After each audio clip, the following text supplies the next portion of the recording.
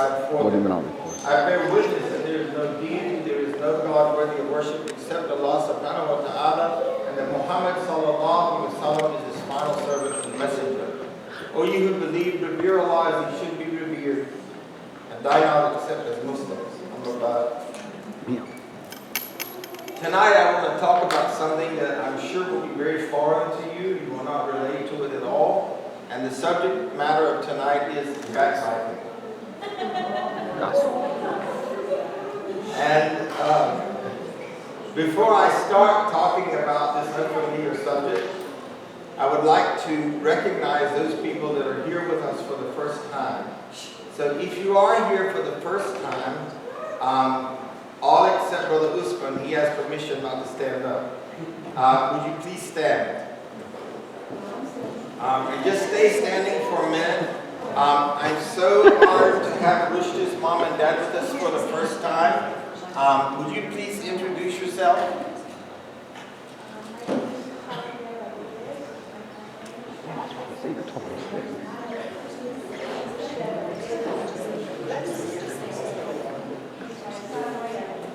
We are so happy you're here, and we hope that this will be the first time of many times, inshallah. And of course, Sadif we're so happy to have you. Dr. Iftikhar, who many of you remember was always came and supported us. Furiel and Sadif are sisters, and they are the products of Dr. Iftikhar, whom I love so. Please introduce yourself. My name is Jared. And it's so nice to meet you, Jared. I guess you're the owner of Jared's Jewelers, right? I wish. Okay. We are so happy to have you, and we hope this will be the first of many times for you as well. Am I leaving anybody else out that's here for the first time? Oh, sorry, yes. From Oklahoma, right? Yeah. Tell us who you are. My name is Connie. Connie? Yeah. From Oklahoma. And you heard about the pass through? To your friend Gail. All right. Rock and roll. We're so happy to have you tonight.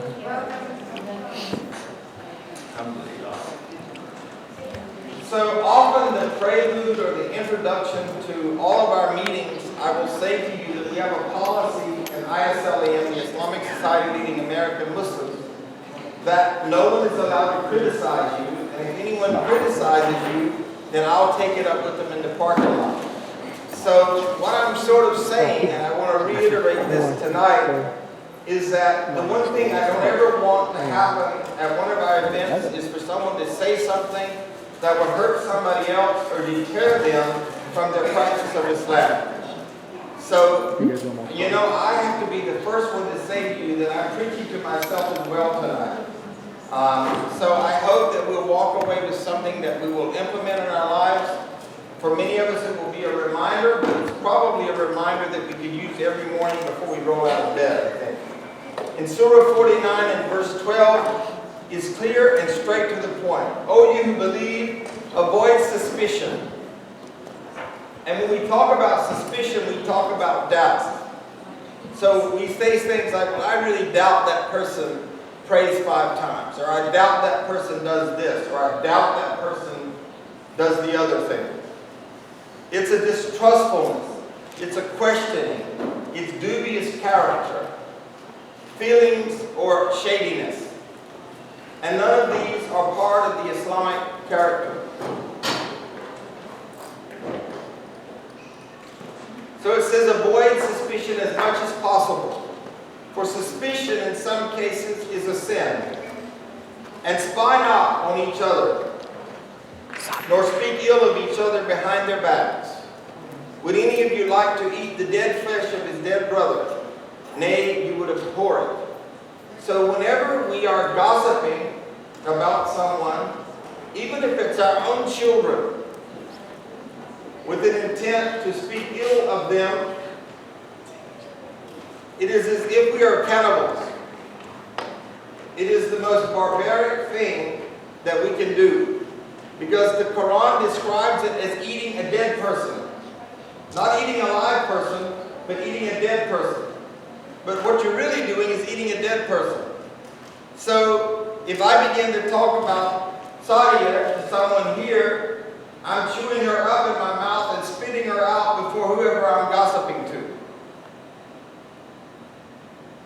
Prophet Muhammad sallallahu alaihi wasallam said, prevent yourself from backbiting, because backbiting is worse than the sin of adultery. Now, I'm sure that those of you who are married would say to me, there's nothing worse than adultery. But I'm saying to you tonight that from the authentic hadith, the Prophet Muhammad sallallahu alaihi wasallam said that to gossip or to backbite about a person is worse than adultery. Backbiting, in Arabic we call it ghibah, has been defined in the following way. It is saying something behind someone's back which would hurt them if they came to know of it. The definition was reported from the saying of Prophet Muhammad sallallahu alaihi wasallam himself. Once he asked his companions, do you know what backbiting is? The companions replied, God and his prophet know best. He said it is talking of your brother in a way irksome to him. So if you are saying something about your brother or sister that would irk them, that would bother them if they knew it, then you're backbiting. They then asked, well, what if the defect that is being talked about is in reality present in my brother? And I see this all the time. You'll say to someone, backbiting is not a part of Islam. And they say, but it's the truth. Nobody's ever heard that before in here, right? But it's the truth. So I can say it. Well, that's not what the Prophet Muhammad sallallahu alaihi wasallam said. The Prophet sallallahu alaihi wasallam replied, if it is present in him, it would be backbiting. And if it is not there, it would be slander and false accusation. So now you have two sins. You slandered your brother or sister, and you backbit them, which is a major sin. At another time, a person asked Prophet Muhammad sallallahu alaihi wasallam, what is backbiting? He replied, to narrate such things about a person behind his back, which if he happened to hear, he would dislike it. The Prophet sallallahu alaihi wasallam was asked, what if what is said is true? The Prophet replied, sallallahu alaihi wasallam, if what you said behind his back is untrue, then it is calumny, a major sin in Islam. These traditions made it clear that utterance of false accusations against a person in his absence is slander. And talking about a real defect of a person behind his back is backbiting. Whether done outright, by reference or illustration, it is forbidden in every single case. Whether it is done in the lifetime of the person or after their death, it is forbidden in both instances. So after your relatives die, you don't sit around the living room and talk about the horrible things they did. It's haram. But we see it all the time. Backbiting is talking about another's shortcoming, deficiencies, defects, and weaknesses behind their backs, which if they happen to hear would hurt their feelings. So I want to talk about some of the various forms that have specifically been addressed in ahadith about backbiting. And the first one is backbiting about a person's body. Talking about a person's physical deficiencies, defects, and weaknesses with the purpose of demeaning and downgrading them is forbidden. It is forbidden to say with the intention of dishonor that a person is short in height, black, blind, too tall, is ugly, has small eyes, a big nose, or carries too much fat. A woman who was short in height came to meet the Prophet Muhammad sallallahu alaihi wasallam. After she left, Aisha radiallahu anha said something regarding the woman's short height. The Prophet sallallahu alaihi wasallam remarked, "Oh Aisha, you committed backbiting." And this was the wife of Rasulullah. Aisha said, I once asked the Prophet sallallahu alaihi wasallam, do you really admire Sophia's short height? He replied, oh Aisha, you have said such a bitter sentence, which if mixed from the water of the ocean, the bitterness would overpower the water of the ocean. Ibrahim Adham At-Tabi was once invited for a meal by a person at his house. On reaching there, Ibrahim heard a person asking others regarding someone who had not yet arrived for the meal. In other words, there was somebody operating on Muslim Standard Time.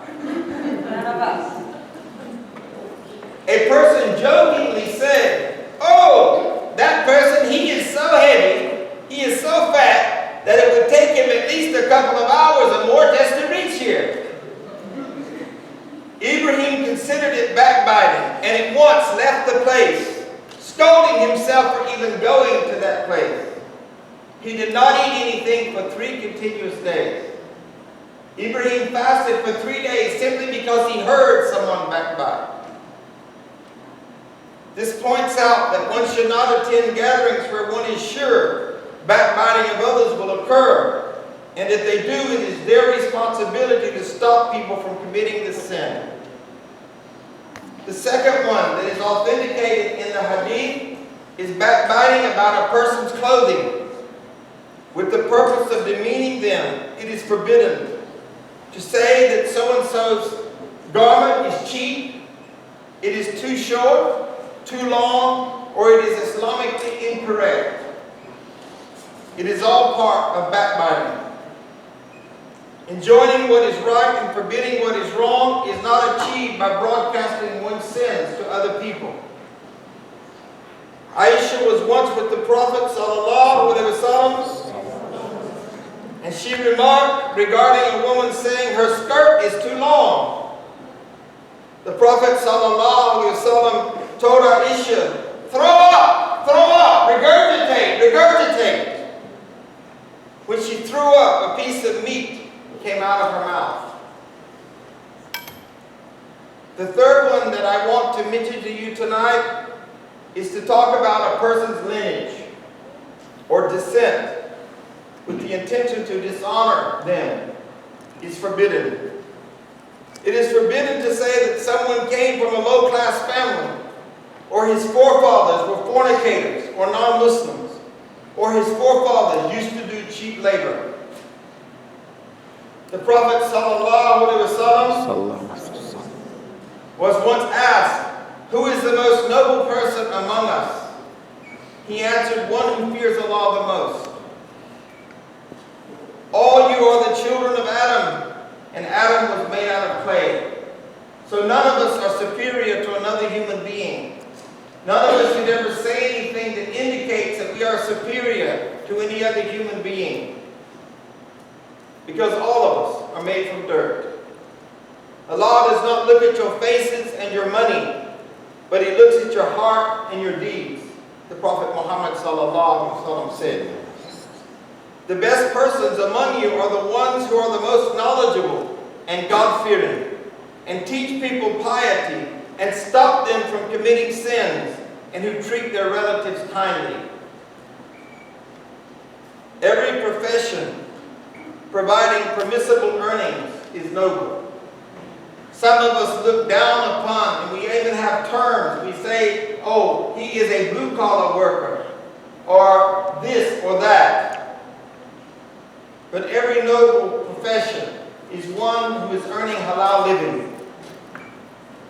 The fourth area that I want to speak to you about is backbiting a person's nature and character is also forbidden. To say that someone sleeps too much, eats too much, talks too much, laughs too much, lazy, is ill-mannered, is impatient, that someone doesn't think much. In other words, in South Africa, they say that person is simple, is ill-tempered, is cowardly, is weak, is careless, and so on. All of these statements, my beloved brothers and sisters, are forbidden in Islam. And it is my prayer that ISLEM, that this family is a manifestation of what I'm talking about tonight. Because the Prophet Muhammad sallallahu alaihi wasallam said a Muslim is one in whom you are safe from his tongue and hands. Tongue and hands. A mu'min is one in whom you can entrust your life and property. And I ask you tonight, can you trust anyone sitting at the table with you if they will walk away from you and talk to someone else in this room about you, about what you're wearing, about your those people who predeceased you, your lineage, or anything about your nature? Would you feel safe? Abu Hurairah said that they were sitting with the Prophet Muhammad sallallahu alaihi wasallam when a person stood up. Some of them said, "See, O Prophet of God, how weak this person is." Prophet Muhammad sallallahu alaihi wasallam said, "You have backbitten your friend and eaten his flesh." Amr said, some people, while mentioning a person to the Prophet sallallahu alaihi wasallam, said, "He is so lazy that he never does anything by himself. He eats only when other people provide him food. He does not go anywhere unless someone picks him up." The Prophet sallallahu alaihi wasallam said, "This is backbiting." They said, "O Prophet of God, we have told you the truth." And other people say, "I swear by Allah, I'm telling the truth." But you're still backbiting and you're still sinning. Alhamdulillah. Prophet Muhammad said to talk about your brother's deficiency is backbiting. The fifth area is to backbite someone regarding acts of worship. And this happens all the time, folks.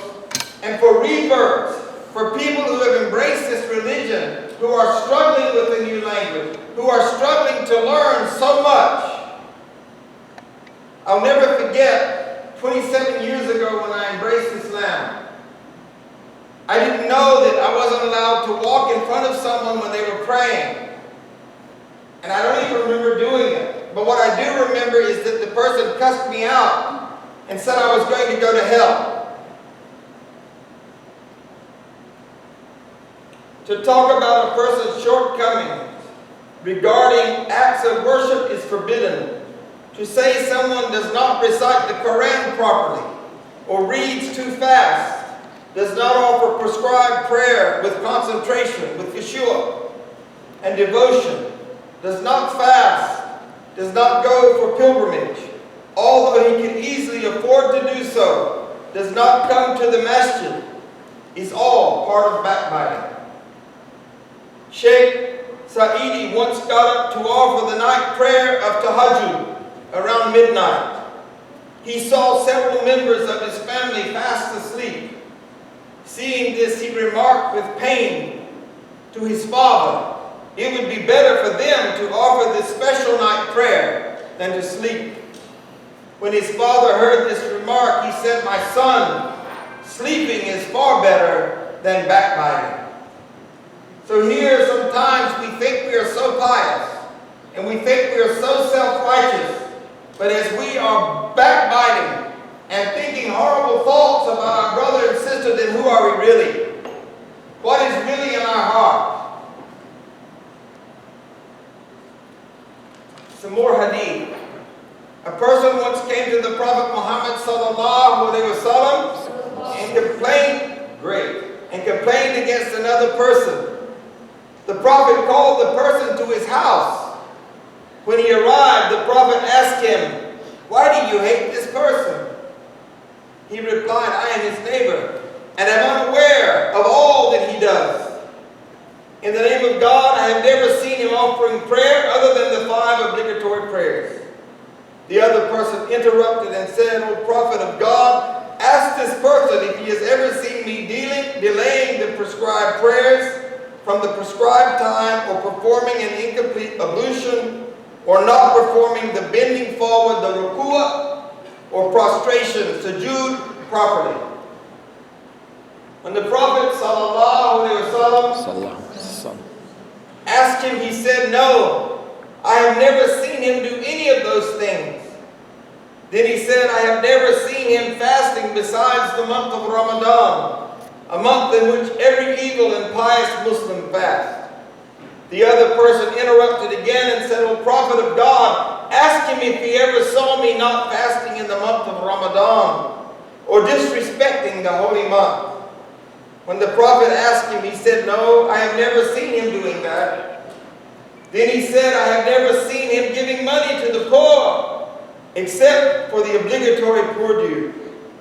The other person said, O Prophet of God, ask him, had he ever seen me not giving it to the right person? When the Prophet asked him, he said, no, I have never seen him doing that. The Prophet then said, leave here.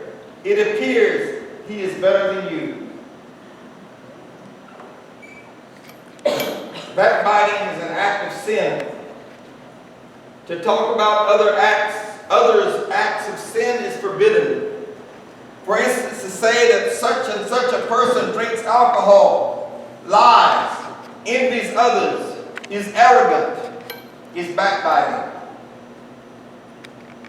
Surah 49 and verse 12 says, do not spy on others.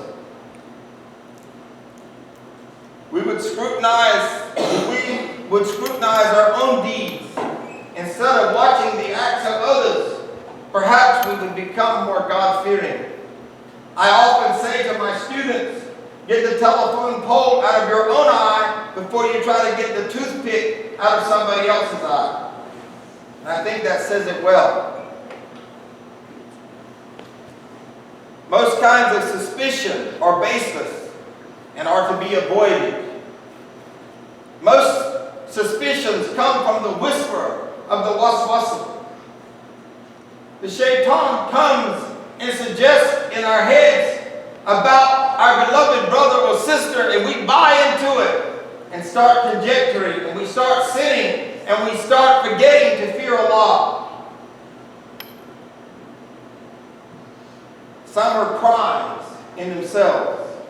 Spying or inquiring too curiously into other persons' affairs means idle curiosity and is therefore futile. Suspicion carried a stage further almost amounts to the sin of spying. Who I'm suspicious, I think that sister might be having an affair, so let me park my car outside so I can watch. And how does that differ from spying? In chapter 2 and verse 241, they were a people who have passed away, and they shall be paid for what they earned, and you for what you earned. You will not be questioned as to what they did. We will be questioned according to what we did. Prophet Muhammad ﷺ said, I never like to talk against anyone, even if I would make a great deal of money doing it. When a person talks about the sins of another, he does so while considering himself to be as better Muslim than the other, but in fact becomes inferior. Allah said in Surah 53 and verse 33, therefore do not claim piety for yourselves. He, Allah alone, knows best who is really pious and who is really God-fearing. Allah knows our innermost being. It is therefore absurd for us to justify ourselves either by pretending that we are better than we are or by finding excuses for our conduct. So it's not gossip if it's the truth, brother. Nobody's ever heard that but me, right? And I want to cover one more area. I want to cover it again, because I covered it once. I want to cover it again because it's important. Backbiting dead people. To talk about the shortcomings, deficiencies, defects, and weakness of people who are dead is forbidden in Islam. The Prophet Muhammad ﷺ stopped Muslims from backbiting the dead. He said, when someone among you passes away, then leave his acts with him and do not backbite. There's another hadith where someone went to visit the grave, and the believer was sitting at the grave, and they said, this person in this grave is my friend because they will not backbite against me. Always remember your dead people with the good qualities that they possess. And prevent yourself from talking about their shortcomings and deficiencies. Do not curse dead people because they are tasting the results of their deeds. They do not need your punishment, or your judgment, or your criticism, or your backbiting. I didn't give the hadiths for these because I promised to try to make the halakha 20 minutes so that everybody can enjoy the fellowship. So for the rest of the night, make sure there's no gossiping. But I just want to cover a few areas. To backbite a disbeliever. There are many hadiths about this. To backbite a non-Muslim under the protection of the Islamic law, the dhimmis, the people of the book. To backbite a prisoner of war, backbiting a child, and backbiting insane people. So we don't say, oh, she's crazy. Oh, she's in the loony bin this week. We don't do that. But I'm doing it graphically because we get caught up in it, folks, and it dirties our hearts. So I ask Allah subhanahu wa ta'ala to purify us, to put light above us, and light below us, and light in front of us, and light behind us. Light to our right and light to our left. Light on our brain and light on our tongues. Light on our hearts and light on our nerves and light in our graves. That Allah will infuse us with light and make us light upon light so that we can be obedient to these commands. So that we as a family can be a family that is trusted. That everyone in this room feels loved like they've never felt loved before. Because they know that this family, Islamic Society Leading American Muslim, are people that they are safe with. People that will not gossip, that will not talk about them under any circumstances. And that if you hear somebody gossip, put your arm around them. Ladies for ladies, men for men. Okay? I want to make sure that you don't misunderstand me here. And say, this is backbiting. This is not from Islam. In the loving way. I love you all for the sake of Allah. I beg you to pray for me that Allah will continue to fill me. And I pray for all of you, that all of you are growing in your Islam, that your iman is growing, that more and more light is coming into you every single day of your life, that you are fortified and infused by the power of Allah and the Holy Quran. The word that heals us, the word that gives us strength when we are weak. So I love you all for the sake of Allah. I want you to enjoy the fellowship tonight. We are allowed to be here till 10, but no gossiping, no backbiting. Assalamu alaikum wa rahmatullahi wa barakatuh.